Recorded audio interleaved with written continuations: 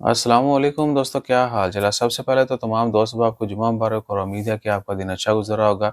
सूरत कहफ का विर्द करना मत भूलिएगा और जुमा की नमाज़ भी बाकी तमाम फ़र्ज़ नमाज़ें भी वक़्त पर अदा किया करें।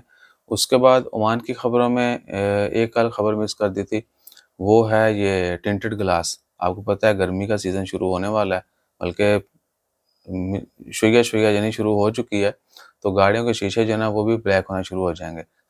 या जिनके पहले थोड़े हैं वो ज़्यादा करवाएँगे।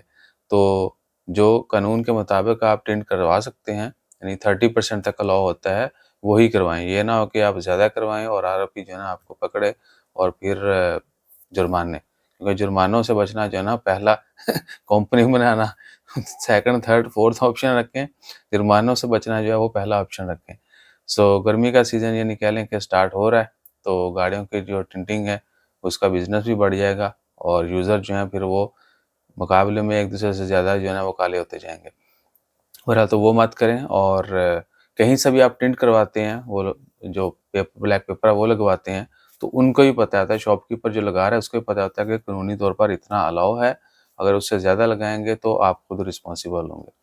सो उसके बाद पोल एंड वर्क परमिट के हवाले से जितने भी दोस्त अहबाब ने कमेंट्स किए हैं, मैसेज किए हैं, उन सब से अर्ज़ है कि भैया यूट्यूब के ऊपर कमेंट्स का तो आपको पता है कि अक्सर औक़ात जो है इमीडिएटली या विदिन फ्यू आवर्स रिप्लाई कर दिया जाता है।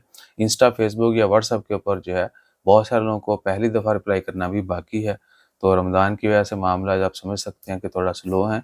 इंशाअल्लाह ताला ख़ैर उन सबको भी रिप्लाई कर दिया जाएगा और एक काम आपने करना है हमारे लिए, मैंने बारहा पहले भी ज़िक्र किया है कि प्लीज़ आप हमें टेक्स्ट मैसेज किया करें ताकि हम कम से कम वक़्त में ज़्यादा से ज़्यादा लोगों को रिप्लाई कर पाएँ। अपना ख़्याल रखिएगा, दुआ में याद रखिएगा। जज़ाकल्लाह, अल्लाह हाफ़िज़।